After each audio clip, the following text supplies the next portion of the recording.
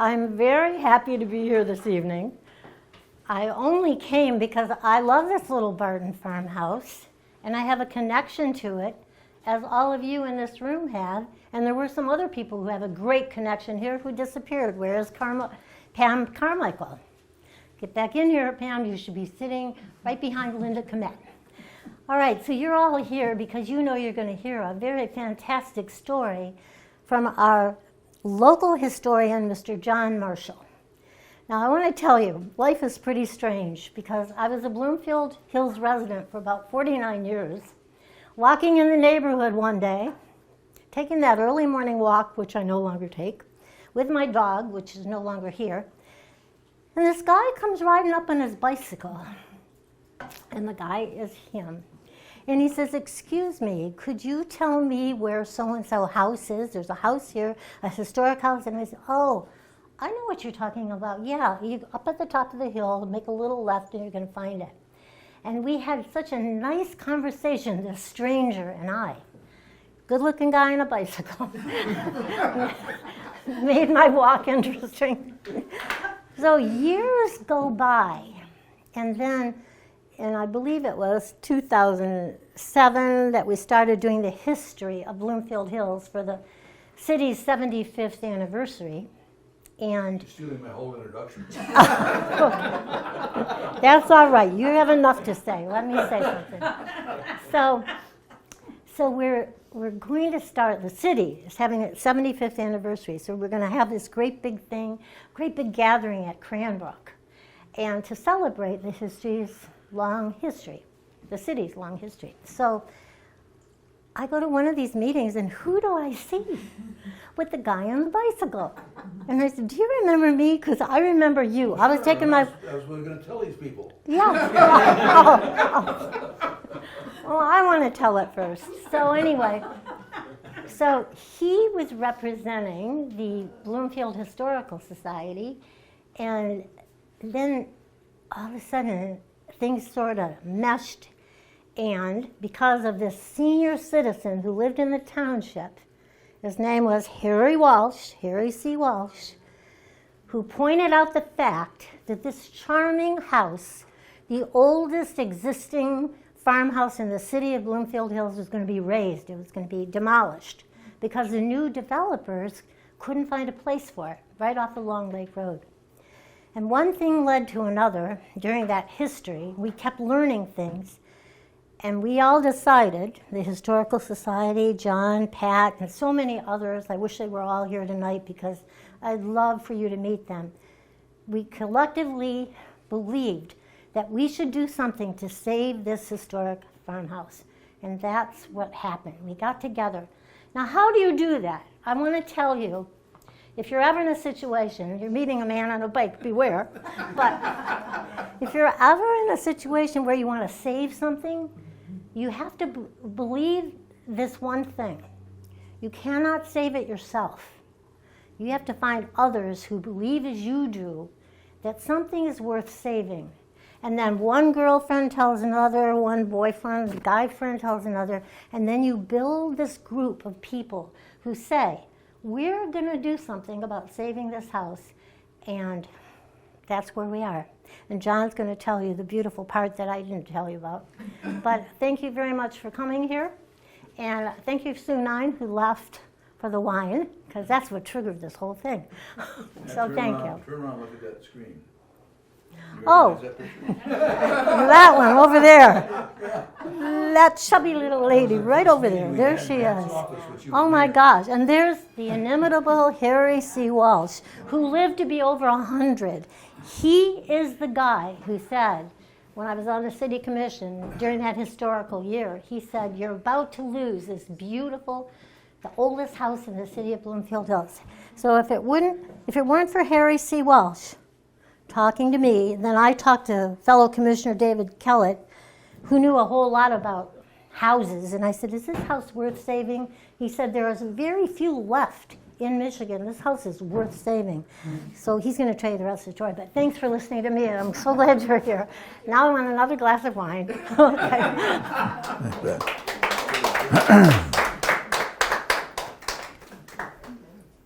come on, maybe it's hard to hear back there. I've sat back there many times, and because of the way this room is laid out, sometimes the sound doesn't carry very well through that doorway, but there's lots of seats up here.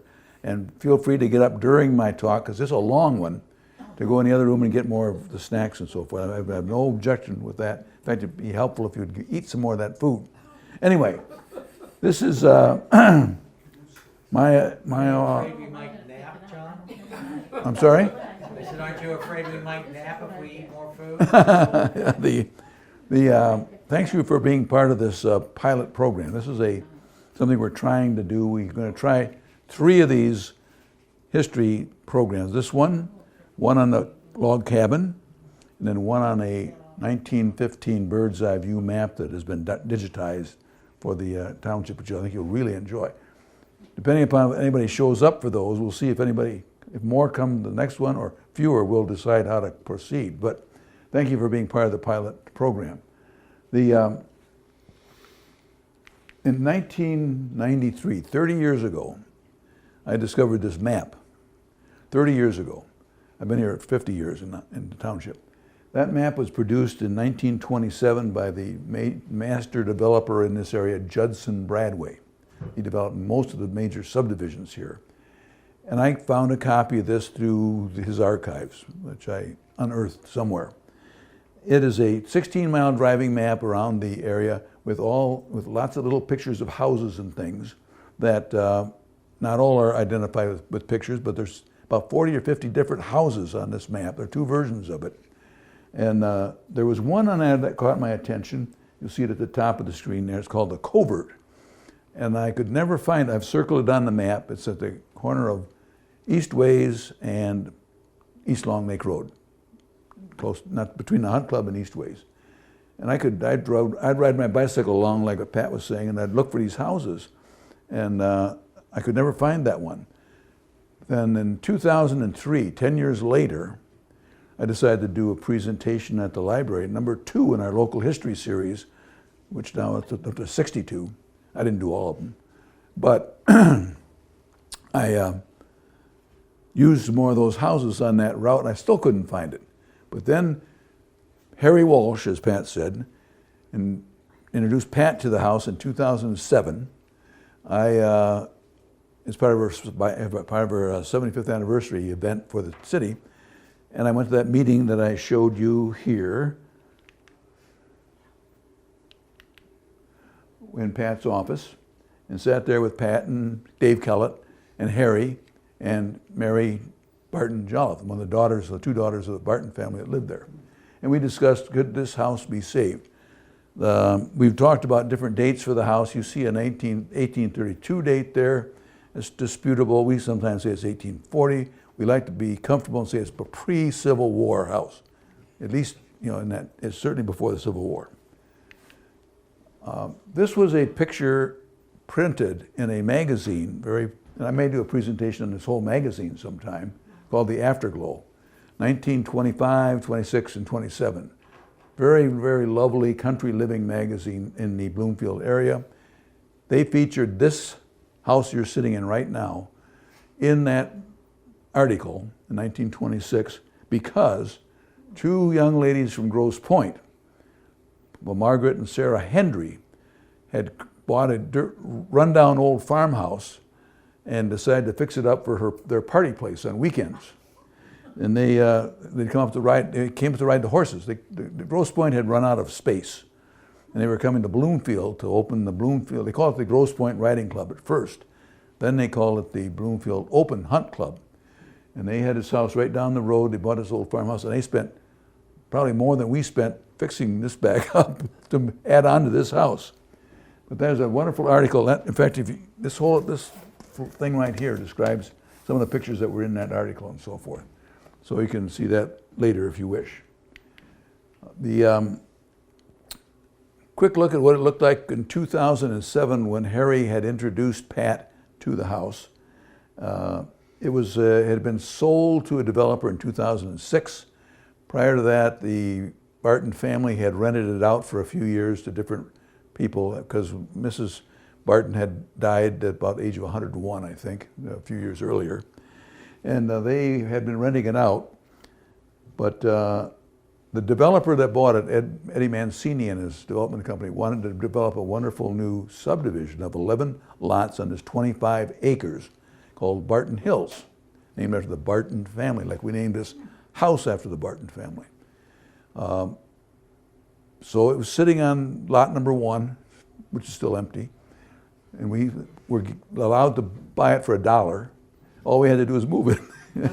and all Pat had to do was find the money to move it. This is what it looked like in 2017, and kind of what it looks like now. It's not changed too much between when we put this picture out and when we have it now. I'm going to cover the ownership history of the house briefly. I'm going to talk about the actual moving event. How did we move it here? And all the things that we did to restore it, which were a lot of things. This is not just something, pick up a house, put it down, dust it off a little bit and open it up for people. We had to do a lot of work on it. You'll see that in a minute. The oldest map of the area, as far as that's what the property is identified by ownership, is an 1857 map of the area. And you can recognize some of the highlights of this map. In the lower left-hand corner is Bloomfield Center, or Bloomfield Hills, Long Lake, and Woodward. The railroad tracks run through the middle part of it there. You see the James Benjamin name circled on a 100 and some acre farm. That's where the house was. That's James Benjamin's house. We have this wonderful 1915 bird's eye view map, a piece of which is this. And this is the lecture I'll give you on the third of this series in June 28th, or whenever the date is in June. The fourth, these first 3 are always the fourth Wednesday of the month. And they'll be like this one if you kind of come back. This one will discuss that whole map for the whole township, and we'll put out some highlights of it. This is one little part of it. It shows the actual house circled there as it looked in 1915. Look how empty everything was around it. And the hunt club is down there in the lower, down Long Lake Road a bit at the corner of Kensington Road and Long Lake Road. And a little bit of building in the city of Bloomfield Hills itself. But Barton Farmhouse, the covert as it was called back then, is sitting there in the corner. And if we look at 1930 now, by the time 1930 came around, the Henry sisters, Margaret and Sarah Henry, became the owners of it. Their brothers came out to this area also, which I'll mention briefly too. George Henry was a prominent founder of the hunt club, and his brother William Henry married the widow of the first huntmaster of the club, Burns Henry. And they bought this little farmhouse, and they spent a lot of money and time expanding it to double its size and doing some things to it, which I'll show you in a minute. We learned a lot from that magazine article. It helped us redo what they had done and kind of undo it, so to speak. Because what we wanted to do was turn the older part of the house, which is up where you had the food, into a more like it was prior to the Civil War. Not like it was when the Bartons owned it, not like it was when the Henry sisters owned it, although we couldn't get rid of a few things that they put in, like the circular stairway. They had no heart to rip that out. And we had left the bathroom there because some people had to use that, because there was no bathroom when they put it in, but we had to take it out. I mean, we left it in. Okay, let's talk a bit about the Benjamin family, the people that bought the house, or bought the land and built the house. We think he built the house. Again, that's a bit of uncertain. James Benjamin was born in 1814 in New York. He immigrated here from De Ruyter, New York in about 1841 or so. He bought this land. He may have bought the house too. We're not sure. We don't know that Benjamin built the house. We think he did, but there are some prior owners, which you'll see in a moment, that may have actually built the house. But he bought the farm with the house on it, or put the house on it in 1844. He had several brothers and sisters. 3 or 4 of them moved to this area also after he came here, but they all settled up in Genesee County and points north of here. So some of the other Benjamins around are from the same family. He married Clorinda Neeland in 1846, And then he died. He retired in 1875, but his daughter continued to run the farm for many years, and he then went to Clarkston, where he died in 1892. I won't go into detail on this. You could study this later. This is the whole timeline of the ownership of the map here. You're welcome to feast your eyes on that later with some pictures that go with it. But in any event, there were some prior owners. There was a guy named Wetmore. He bought land out here as a speculator and gave some of it to his various daughters, one of which was this, I think it was Mercy Castle. Is that right, Pam? Mercy? Something like that. She was the daughter of Wetmore, and then they sold it to Miles Gillette, the land. We know that. We don't know when the house was on. The records that the township keeps are very good and very interesting, but don't go back much before 1850, and they don't ever tell you when the house was built on the property. All they tell you is the tax value of the land.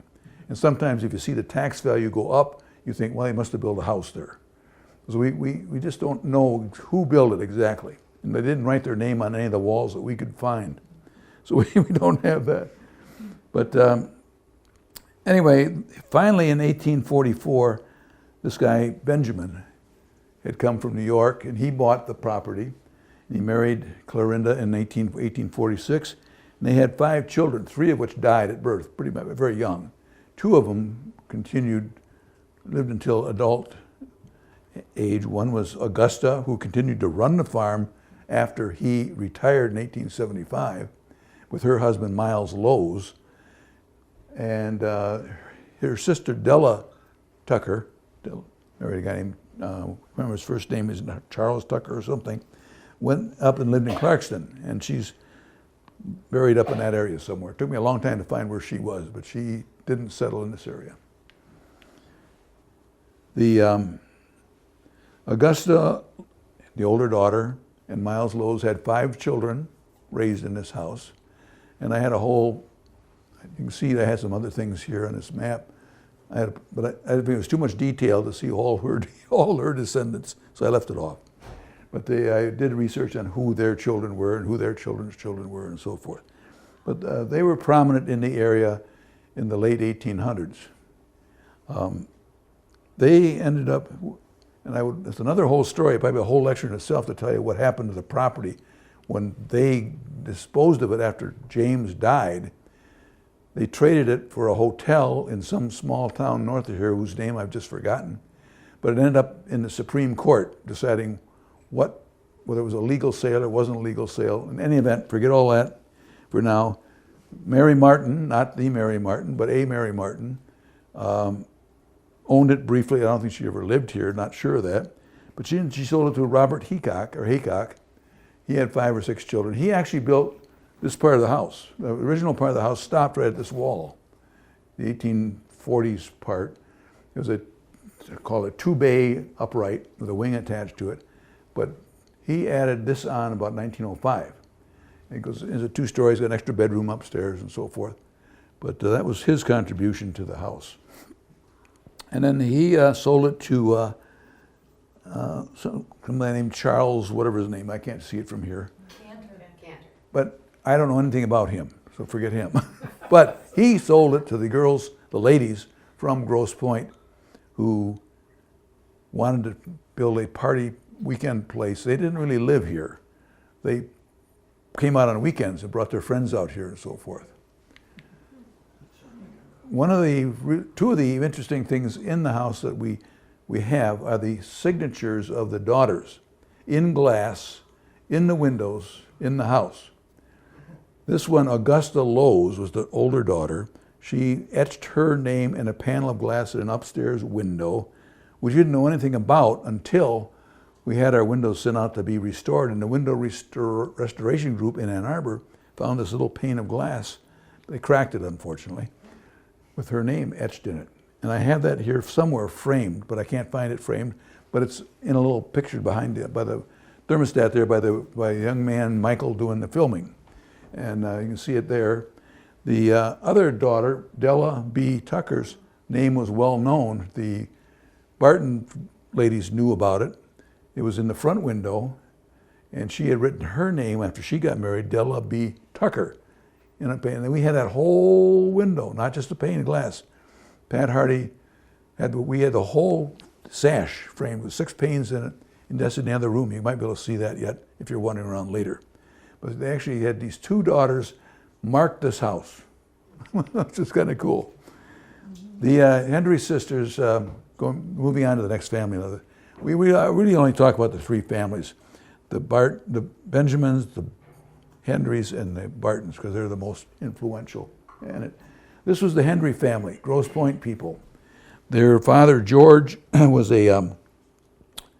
best thing I can remember him being famous for was the Detroit United Railroad, the electric cars that ran out of Detroit all over Michigan and so forth. He was the head of that, and his sons were involved in it. His 2 of the 3 daughters are marked here with the circles, Jessie and Sarah, but Margaret's, I think, sitting in the front row there somewhere. She was younger. It's an older picture. Jessie, who actually was involved in the original purchase of the house, died shortly after it. She never got to use the house, but Sarah and Margaret did.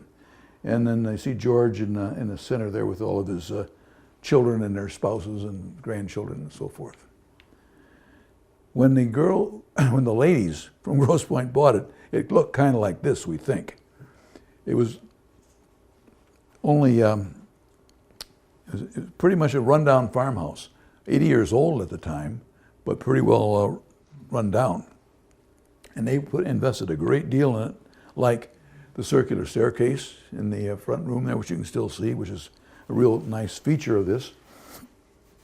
Mary, the daughter of the Bartons, still tells a story of her trying to sneak out of the house at night to go party around in Birmingham, Bloomfield, but the stairs always squeaked. She could never get out without making this squeaky sound coming down those stairs.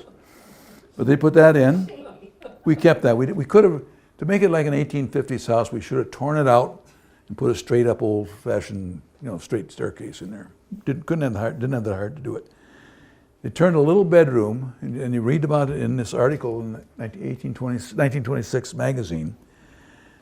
They turned an odd little bedroom under the staircase, which is a bathroom now. They turned it into that bathroom. Before that, it was a little bedroom. And I've just stuck this in here because it fascinates me. We eventually discovered that the moldings in this house, the 2 front rooms, where the food is the formal parlor. Where larger room where you were kind of gathering or talking a bit, was the front room, we'll call it. The front room is a farmhouse type room. It had no fancy thing, nice wide moldings, but nothing fancy about them. But if you go in and you look at the moldings in the parlor, you'll see that we call them Greek Revival moldings. They are actually tapered. The bottoms of the moldings are wider than the tops, but the shoulders there, and they taper up to that lintel that goes across the top. And those are original to the farmhouse. This guy that built it, whether it was Benjamin or one of his predecessors, actually had it done in a very, very fancy way, that parlor part of it. To show you, the reason I couldn't find this house, you can almost see it from this aerial photograph, 2007. I'd ride by my bicycle. I can't ride my bicycle anymore, but when I could ride my bicycle, I'd come down Long Lake Road looking for this covert place, which is what they called it. All I could ever see was vegetation. And a little notch through the vegetation facing a big garage that Carl Barton had built. And I could never see the house itself as it was pictured in that driving map of Bradway's. So it was all because of the vegetation. But I've circled, or I've marked off, squared off the part of the house we moved. You can see how much we did not move. That was all stuff built in the late 20s. It didn't fit our plan of trying, first of all, we couldn't afford it. And second of all, it had anything to do with the 1850s. It was 1930s. So this is the floor plan of the house. You see, it was quite extensive. The part marked in red is the part that we actually moved. So a smaller part, but it was the older part, the part that was built in the 1800s, except for the Heacock part, which was built in 1905. The final owners who owned it for 60-some years, Benjamin's owned it for 40-some years. This seemed like a long time, but The Bartons owned it from 1938 until, or 37 until 2006 when it was sold to the developer, Ed Mancini. And that's the family, just two daughters. Mary on the left, she's still in the area, and Margaret on the right. She lives in Arizona and in her 90s. And Constance and Carl O. Barton. Carl Barton was a developer, a builder originally in Birmingham. He built homes and other kind of buildings. He partnered up with a guy named Mallow at some point in time, and he became Barton Mallow. And then in 1950, Carl got out of the building business and got into the real estate business, and he started buying and owning properties around here, and buying and then reselling when the farms were being set up to be subdivided and so forth. But he was the original founder of the Barton Mallow Construction Company, which you've all probably heard of, worldwide company now. They were so happy and so proud of their house. In 1938, Margie from Arizona sent me this map that her father had drawn, and to show his friends how to find the house that they had purchased. It's a 1938 map. You can see on it, I won't point them all out here, but their house is circled. Then down, you see the Hunt Club below that, and on the corner of Woodward and Long Lake, you see the Fox and Hounds, and you see Kingsley Inn. So he marked all those places, and he sent this map. I got several copies of that map. He sent them out to his friends so they could find where he lived. He even has his phone number on it. And Connie Barton, the wife, drew 2 or 3 Christmas cards showing the house in her sketchings that she drew. This is one of them that she did for a Christmas card. It's very much like it looks today still, if you go out in front and look at it. She did this one about 1940. Margie, the daughter, the older daughter, in 1941, when she was 11, did a needlepoint of the house. So that she sent that to me, or sent me a picture of it for our collection. That's kind of interesting. I thought to put that in there and show you that they really were proud of this house. Take a real quick look at it. Was like it was before we moved it. That was the 3 outside views of it from the 2007 time frame. The familiar view on the top is what it looks like today. That's the part we moved. The other two are we moved the part on the one on the lower left too. That's the side view over here behind us. And the other one is the stuff we had them put in the dumpster. We didn't put it in there. We just couldn't afford to buy it and move it, and didn't want to move it. It was added in the 1930s. Inside, it was in pretty good shape, actually. You say, well, if it was in such good shape, why did you have to spend so much money fixing it up?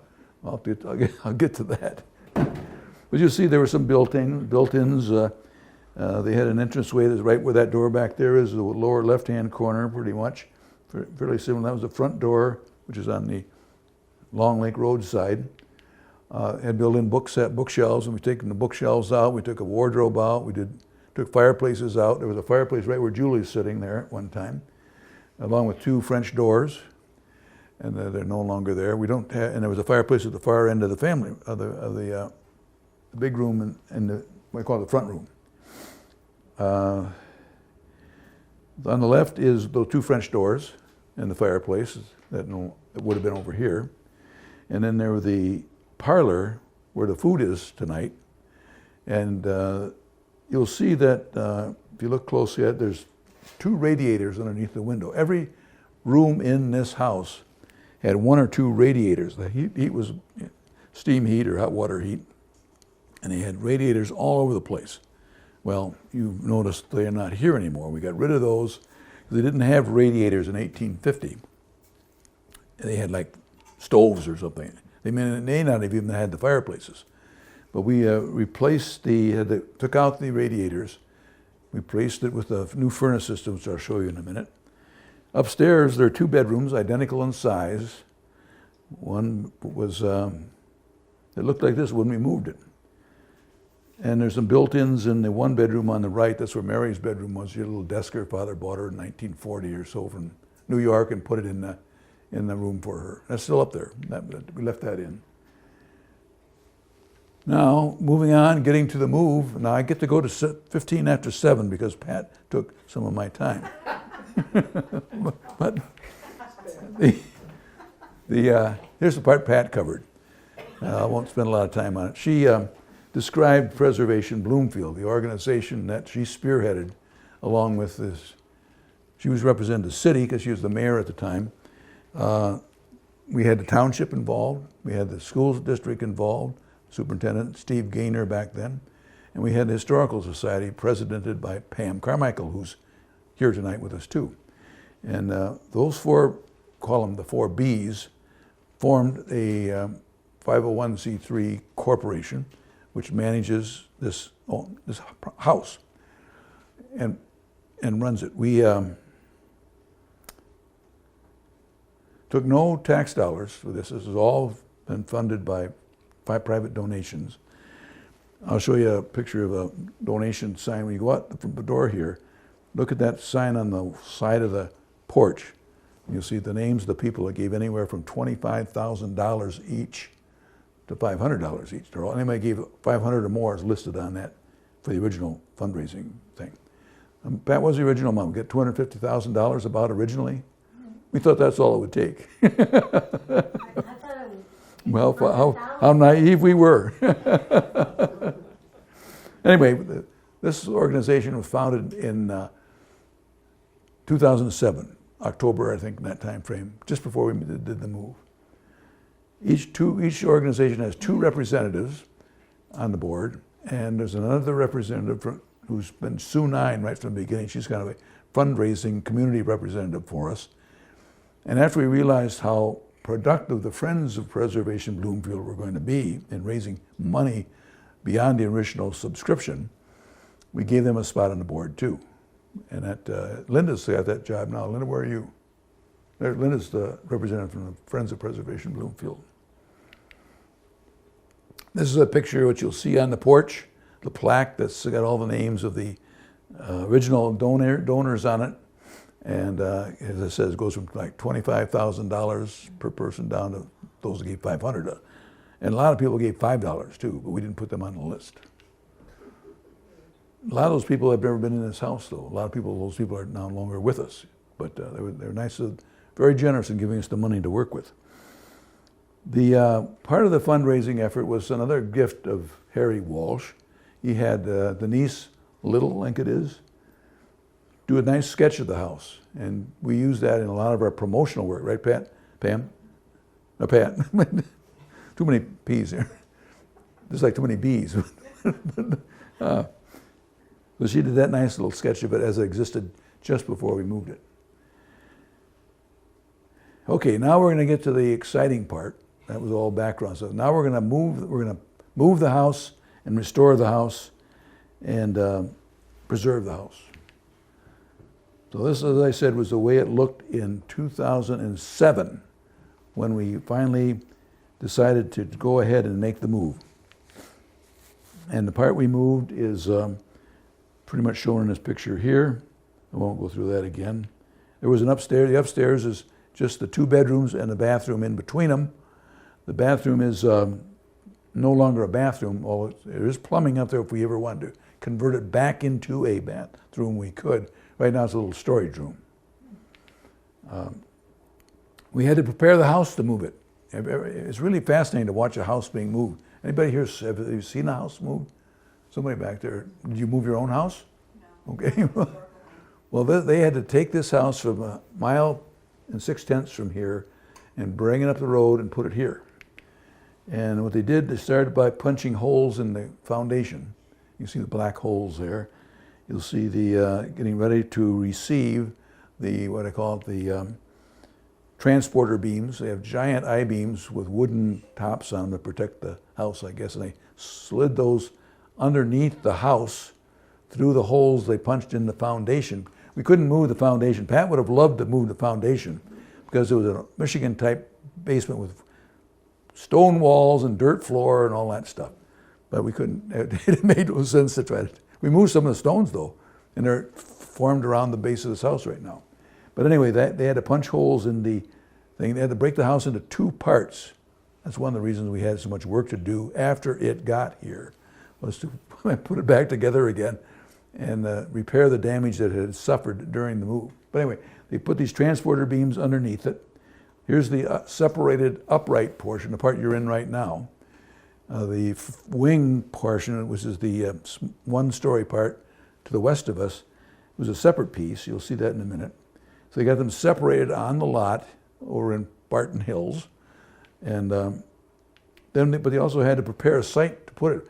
We didn't know where to put it originally. We had several ideas of where to put it, and fortunately the Bloomfield Hills School District stepped forward, and Steve Gaynor was the superintendent at the time, and they figured out a way to give us this lot and the lot for the cabin up on the hill for a mere $1 a year.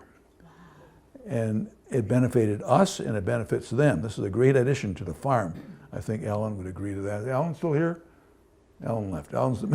But they get a lot of mileage out of this house being on their farm. It looks like a farmhouse. So they were happy to have it, and we're happy to be here because it didn't cost us, we didn't have to buy a lot to put it on. Other sites were thought of, but this is where it ended up. And this is what the farm looked like in 2005, 2 years before we moved it. I put squares on the map. Can you see them from back there? The red squares? That's where we put the house and the cabin. And we ended up having to put the house right in the middle of their driveway, and which caused an additional expense to us, which Pat was able to find a donor for, to put a new driveway in for us, which you came in on now. But anyway, that's where we put on this picture in 2010. This is 2 years after we moved it. You see the house is there, and the cabin is up on the hill up here. Come back in a month, on the 4th Wednesday in May, and you'll hear me tell you the story about the cabin, which is almost as exciting. Here's the hole they dug. And look at how close the windmill is to the hole. That's the windmill is right out there right now. There was a debate, long debate on the building committee. Can we put the house there and save the windmill, or do we have to move the windmill? And so the windmill's not ours, it belongs to the farm. But it was such a nice amenity to have next to the house, because that's where it would have been in the days. There was a house here before we moved our house here, but it had been moved up on Squirrel Road. It's still up on Squirrel Road, but they moved it years before, and this was an empty spot, almost exactly the same location the house is here now. So they left the windmill. It didn't topple over, thank goodness. And they put cribbing in the hole. They pour some concrete footings. They don't pour the foundation around it. They put footings in it, and they put these 8x8 or maybe they're 10x10 wooden cribbing, they call it. Stack it up, and they're going to make it 2 feet higher than the house when the house wants to be set on it, or set down on the foundation. They put it up 2 feet higher so they can then put the forms underneath it to pour the concrete walls that form the actual foundation. Once they get the house where it's going to be, then they build the foundation underneath it, and they lower the house onto it after putting in a bunch of, if you ever saw the basement, there's big I-beams in the basement too, underneath the 8x8 timbers that this house was built on to support the house. There's a webwork of steel membrane underneath there. And then they'd lower the house with hydraulic jacks onto these new foundation walls. The move itself was exciting. The picture on the left is a current map of where the house was on the left and where it is now above it, 1 mile and 6/10. The same picture, same route on a 1930 map, and you'll see the red circle in the upper right is on a property owned by George Hendry. That's the brother of Margaret and Sarah Hendry, and he owned this farm at one time when he was here setting up the Bloomfield Hunt Club and so forth. So we moved, they didn't know it at the time, but we moved their house to his property. By then it was a school farm. But there's the house coming down the road. How many were in the procession that marched down the road? A couple people here. Pat Hardy was in there. Linda, were you in it? No. Oh, where were you? The cottage. Okay. Up north. Anyway, I'll show you the gang of people here in a minute. But we walked up eastways and turned the corner at Eastways and East Long Square Lake Road and came up the hill. And you see us coming up the hill there, pulling up the hill, and the cars are behind us, honking their horns, trying to get around us and so forth. But it was moved on the 15th of July, I think, 2008. And did anybody recognize themselves in the crowd? I know one person in the crowd. The guy who's standing in the grass there with a blue shirt on is a guy I used to work with at IBM, John Lavender. He's a big guy in the Troy Historical Society. He spent a lot of time coming and watching us do our move, because they then later moved a big house onto their property. But he was here with the crowd also. Positioning it over the foundation was, now you get it up here, and then how do you get it on top of all that wooden cribbing? Well, they've already got the upright, in this picture they've already got the upright portion sitting on its cribbing. And it was a wonderful thing to watch, because they had to winch it on. They put, you probably can't see it, but there are two chains hooked to the I-beams underneath that wing part. And they hooked the two chains together on a winch on a truck, and they cranked that winch, slowly dragging those I-beams across on top of those cribbing. And there's guys down underneath there walking around. Scare the bejeebers out of you. But they know what they're doing. And so they bring that on. And then they had to, once they got it on there, do you see the little dark holes underneath the upright portion? There's 13 or 14, I can't remember, 13 mortises in an 8x8 timber underneath. And they had to take the tenons, which are in the wing part, the pointing part, and slide them, jiggle it around, and get those things lined up and get all 13 of them back in place before they can seal it up and have it hooked up. I didn't see them do the shimmying in there, but that was a fascinating thing that they could do that with that big, heavy stuff. So it's almost in place now. We point out the fact that the windows are plywood or particle board. The porch is enclosed in 2x4 framing. There was a smart move on the movers' part to remove all of the windows and put them in crates and put them in the house. So when the house got here, all of the windows were in crates.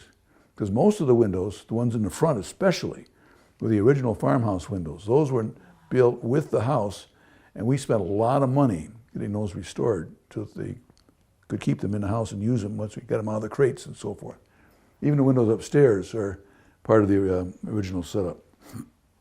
And you can see the windmills there and the barns there, and we got some kind of sign on about saving this house and so forth that Pat had made up, I think.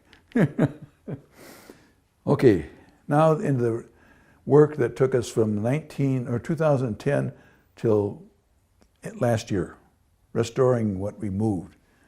Now, just think, if we had just been able to leave it where it was, we would not have spent nearly the money that was spent to get it here. But then the farm wouldn't have a house, and we'd be in the middle of a multi-million-dollar subdivision and so forth. But anyway, that's water over the dam, so to speak.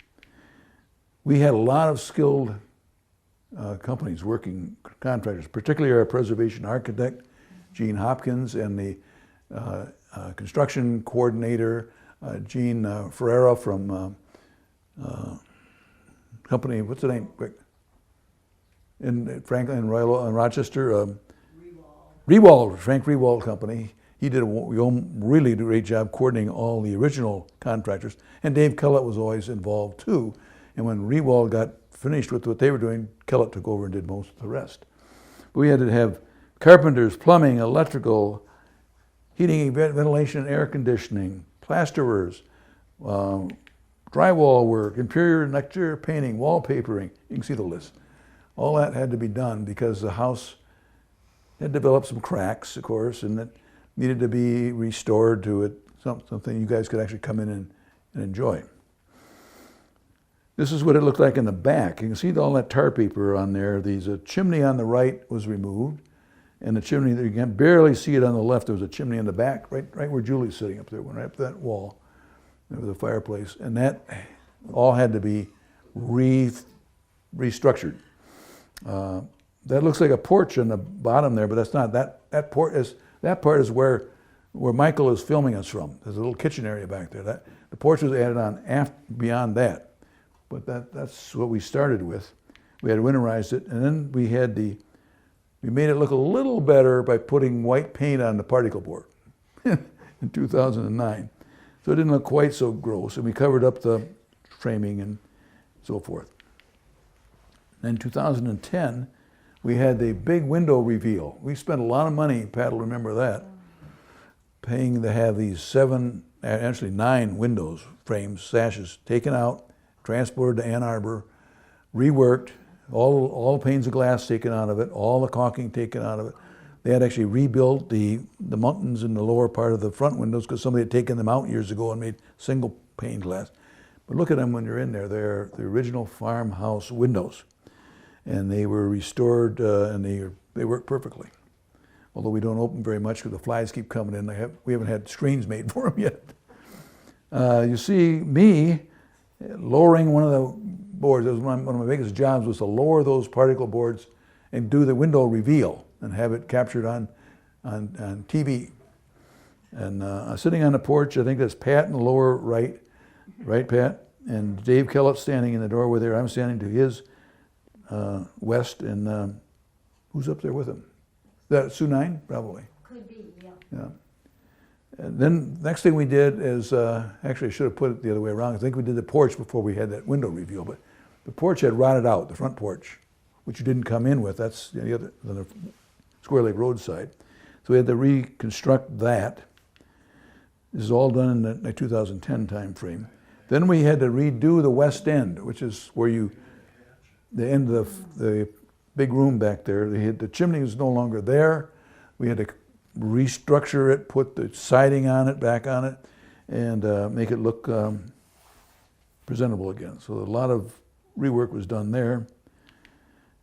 And a couple years later, 2010-13, we built a wonderful circular staircase to match the upward staircase, because we had debates over whether to make it a straight down staircase out of the stair hall in the other room or to do this circular thing. And we hired a carpenter who was very skilled, as you can see, in constructing this circular staircase that went from the first floor to the basement. And that was very important because until then, every time I wanted to do something in here, and I was always puttering around here, I'd have to go outside, go down the cellar steps to the basement, get something, come back out, go up here, come to the door, come in, go back out.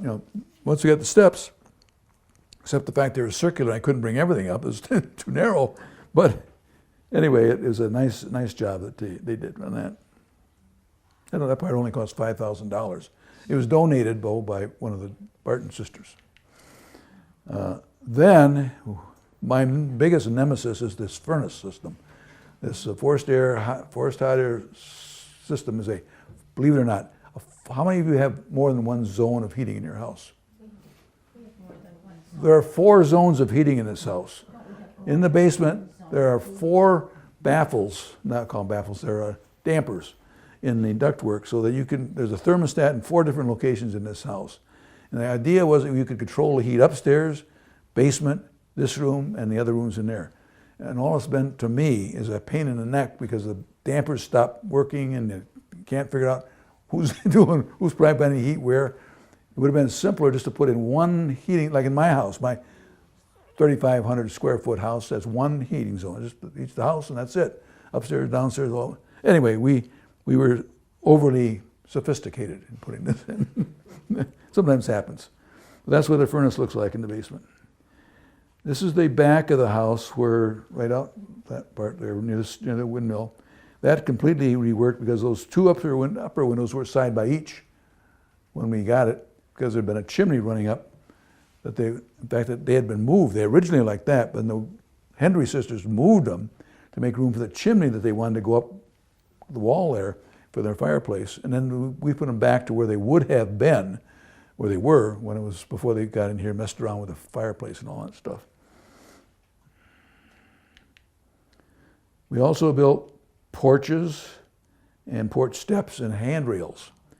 And I was a little bit put out on the handrail business because originally I thought all we needed what was on the left there, just a nice banister with posts, and township said, no, you have to have a graspable handrail.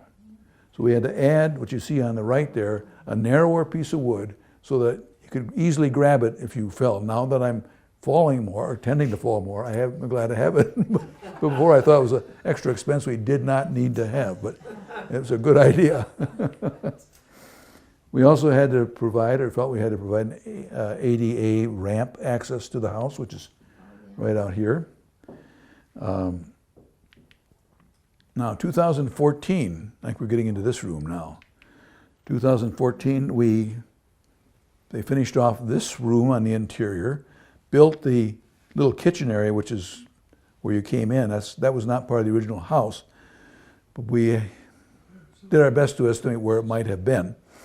And we put this wonderful kitchen equipment in there, all covered up with beadboard type boards, so it looks old when you close the doors, but it's got a refrigerator on the right, a microwave on the next to it, a dishwasher on the left, and a nice old-fashioned sink with a beautiful gooseneck faucet over it. So that was put in there, and it's very serviceable, but we haven't used it as much. I think we used the dishwasher maybe 3 times since we've been here. People want to use paper plates too much. We haven't had enough groups in here. We did more landscaping that year. They added 4 trees out front, which are now getting kind of big. You'll see them out in your parking area there, nice maple trees. They get nice and red in the fall. And we put these nice little arborvitaes around the condenser, for whatever it is for the air conditioner. Well, those things grew to be 9 feet tall. And one of them completely fell over in the ice storm we had, in the snowstorm. So it's uprooted. And thank God, because we got to get rid of them. They're just blocking the view of the house and everything. So they're going to be yanked out of there, and something more presentable is going to be put in there. It was not designed particularly well for that spot. It blocks the house. 2015, this was really the fun part. You guys, some of you have probably been to the Opera House down in Detroit. That all was replastered by a company called Russell Plastering Company. They came and did the front room, completely replastered the ceiling, and in the parlor too, and where the wall had been redone on the far end, and completely did a replastering job. And you see them standing not on stilts, but they build a deck by putting 5-gallon barrels on the floor and putting wood on top of it, and walked around and did their plastering work. It was really fascinating to see. And on the right-hand picture there is the foam insulation that they put in the wall that they had rebuilt before they then put the plaster over it. So when that was done, they could paint the moldings in the front room and the parlor. Now, the front room was pretty simple, just green moldings. We had done paint analysis. The preservation architect had done some analysis of the original color of the paint, and this was what they discovered it was in the back up here a minute. It was that green, pretty much uniformly green throughout in that front room. And then they found about 3 different colors in the parlor. So you go in that parlor where the food is, as I keep saying, and you'll see different colors. One door is one color, doors another color, moldings and that. So they found 3 or 4 different colors of paint had been used in that parlor room. So it's, and then we picture back, the last picture you showed, why is the door divided there? Why is the door divided? Yeah. On the right-hand side there? Yeah. That is thank you for mentioning that, Linda. She wants to know about the coffin door. The house, when we moved it, did not have a door there. The house, when it was built, did have a door there. We discovered the door when we took the siding off and did some work on it and saw, oh my goodness, there's a framing for a door there. And traditionally, a house like this, a wing and upright house, would have had a private entrance into the parlor. So guests would not have to come through the family room part and then to make visits in the parlor, either to pay their respects to the deceased or to court their daughter. But so that was a special door. We had it rebuilt. We had the moldings built to match the Greek Revival moldings that are there still today. Thanks, Linda. I know she wanted to get that in. We left the sink that was from the 20s, We put a little nicer toilet in, a little higher up, so it's more comfortable to people. And we left a tub in there too, but it's not plumbed. I keep having this fear that somebody's gonna dump a bucket of water down that tub sometime, bathtub, and it's gonna right down to the basement. So I gotta seal it off somehow. We didn't take it out, but I keep thinking it'll be a nice bench. We put a nice thing over it sometime and store things in it, but we've never done that yet. Another thing we had to do was replace the roof. It was in bad shape, so we completely re-roofed the house in at the same time frame. You can see that work going on. Then we had exterior painting done, and that was a big debate. We again had the paint analysis work done, and this was determined to be the limesicle and forest green paint, forest green trim and limesicle siding painting. And that's what we painted it in 2015 or 16, whatever I had there. And there's a picture of it with our patriotic bunting, which we put up a couple times a year. Finally, we got around to the wallpapering, and that was a big, big chore. I took Pam a lot of work with an interior designer to come up with appropriate wallpaper. And I got 3 rooms shown here. We had the stairway case, which Mary Barton particularly wanted to have in that kind of wallpaper because it was reminded her of her childhood. So she paid special for that. Then we had this dotted kind of stuff in the front room and this really weird paper in the food room. It's not crooked. It looks crooked, but it's not crooked. You go and put a level up and it's straight. I promise you. And then finally, during COVID time, we had the upstairs bedrooms fixed up. And that was a mess because there was no electricity up there. We had to put, holes were punched in the wall to get wiring through and so forth. And we had to, those holes had to be patched. Windows had been moved for that chimney.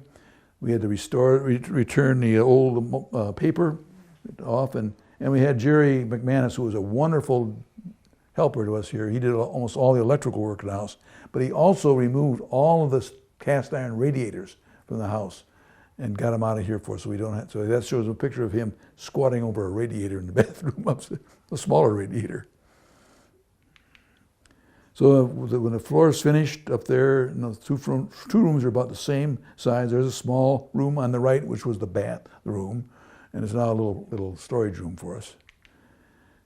And just to show you that this isn't the only setup we've used in the house. First of all, I should say, I've given more presentations in this house before we did the restoration, or while we were doing the restoration, than I have since.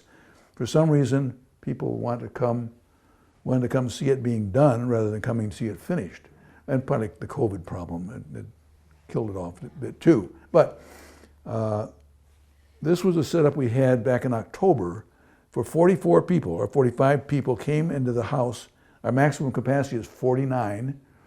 They set up tables here, several tables in the front room, several tables in the parlor. They had the food set up here on this table up front, had a buffet from a catering service, beautiful catering service, and had a wonderful luncheon in honor of one of our early ladies, Judy Kelleher, who had done a lot of work with us in the early days. And they had 44 people, and this is how the rooms were set up for that. Give you an idea that you don't have to do it the way I did it. I did it this way because I wanted to have the historic part set aside for you to see kind of as we hope to present it, and have this be more like a theater, if you will. So that was my idea there. Now, why are we doing this? If we're all done with everything, why are we having fundraising events like this? Why are we charging you to come here? Well, first of all, think about your house. Do you have expenses that go month by month, year by year? Do you ever have to repaint? Do you ever have to fix a furnace? Do you ever have to re-roof? All that we have to worry about doing here. And in fact, even though we had the outside painted 6 or 7 years ago, I could see some of the painting is starting to peel off now again. We're going to have some repainting done before long. Hopefully the roof will last a while yet. But we have monthly bills, water bills, heating bills, electrical bills, things like, we don't pay taxes, school does that, thank goodness. But we didn't have to buy it a lot. But we have monthly expenses, and we are building an endowment fund, which is where the fees that you paid to come here will go, so that eventually the interest from the endowment fund will be used to pay for the ongoing expenses of operating this house. And I wanted to show the house off. One of the reasons we're doing these things is to show it off so that you have an idea of, and tell your friends that you can have meetings here too. Pauline will set it up for you, the school staff, given the, you can schedule it through their scheduling service, and I'm not going to get into rates now because I don't know what they are, but you can work that out at the time you may be interested in doing it. So that's what I have to say. Any quick questions before I go to sleep? Yes, in the back. I have a question. I'm just curious. What did it cost to actually move the house? I'm not sure the exact movers cost. It was I think closer to $40,000 or $50,000. Pat, you know? You know, remember, we had no money to do this. And the names of the people on the plaque and other people who maybe, you know, whatever, the community actually moved this house. But we were getting all sorts of charges for the people who were designing where it's going to go, who's going to build the hole the house goes on it. There were so many hidden costs. And we never knew how those bills were going to be paid. Some people worried we were going to have to take a big loan out. We never did because we had a series of little fundraisers. Big fundraisers, some of them. Little, big, beehive balls, gingerbread house brunches, soup parties, you name it. And the Friends of Preservation Bloomfield was the money-making group. They did great work. And they did a really good job. Plus Pat and all her friends who did the original fundraising. Yeah, but you know what? I was the one seeing those bills come in. And that was 2008 when the bottom fell out of everything, if you remember. We did not know where that money was going to come from, but one number sticks out in my mind, and it was like $38,000 just to move the house. Yeah, that's what I to mean. take it, about $38,000. For some reason, that number sticks in my head. Just to move it a mile. Yeah. Oh, and DTE came. I think Pam remembers all of this. DTE came and they hoisted up the wires. So that we could... Oh, you had to have utility companies come through, make a path for us to get here. It was a really exciting. Fortunately for me, I retired the same year this project took off, so I've been with it from the beginning, and it was a great retirement project for me. And I don't spend all my time doing this, but I spend a fair amount of it. And again, we are trying to build up an endowment fund. We are charging for these lectures, and the money will go into the endowment fund and help us pay our bills and so forth. And This is a house of memories, and I knew Mrs. John Marshall. Her name is Nancy Marshall. Nancy was a member of the Friends of Preservation Bloomfield. Nancy went shopping for these curtains that I bought. don't pull on them too hard; they're ready to fall apart.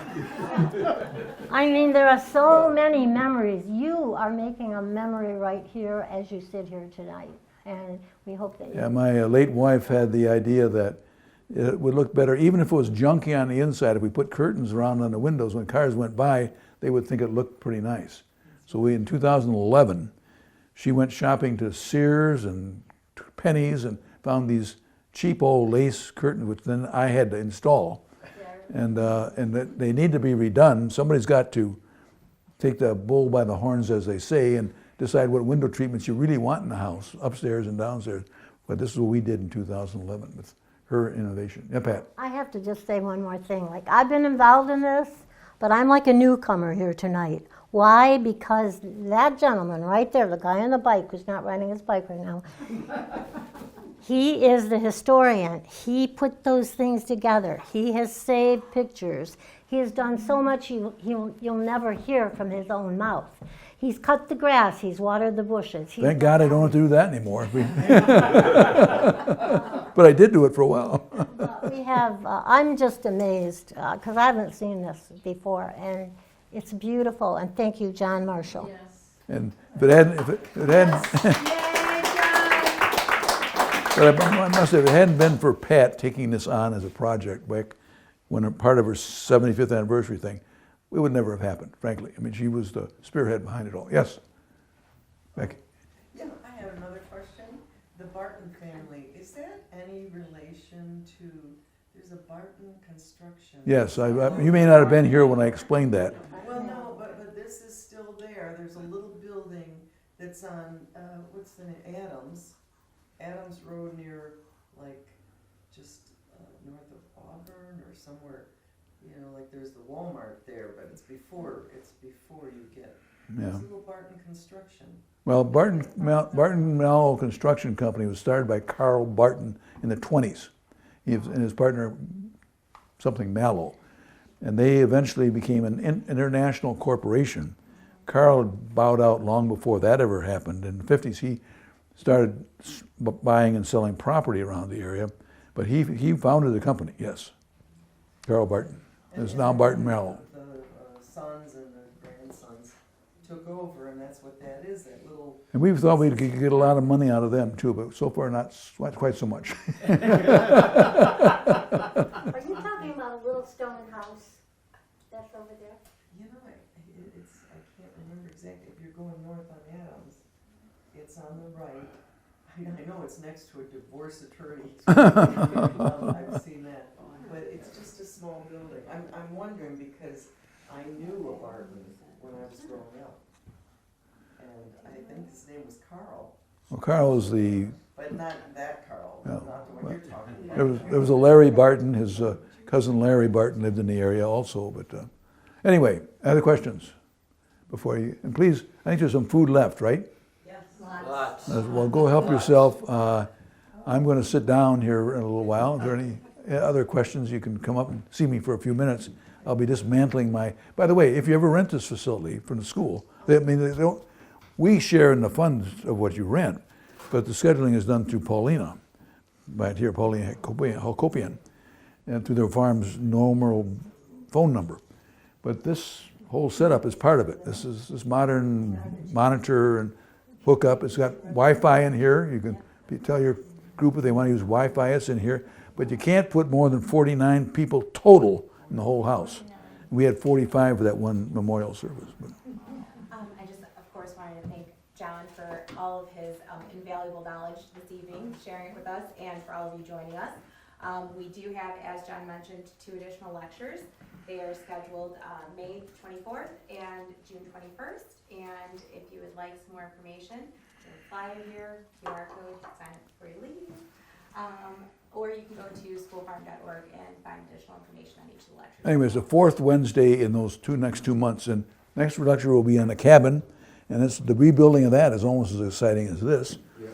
And then this wonderful map, which I think you'll enjoy seeing too, and how we did digitize it, how you can see it online, and all that stuff. Thank you for coming. It was nice to see. Is the next lecture gonna be over there, or we're gonna do it? No, we're doing all the lectures here. Good. All the lectures. You're not going to go in that cabin. You can go in the cabin. I mean, we may take a field trip up there, but we're meeting here. I have one correction, we're not through with the restoration And it's here. preservation Bloomfield, right? Preservation, yeah. Preservation Bloomfield, we have that to do as well as the, I can't hear you, Pam. What'd you say? we're not totally through with the restoration of the projects here, Oh, no. not just the maintenance, but we have more work to do too.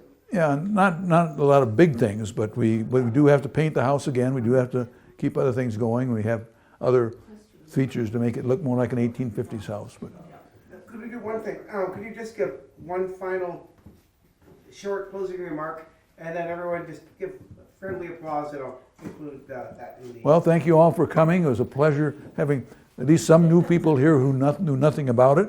And for those that did know something about it already, I refreshed your memories. So thank you all for coming. Yay.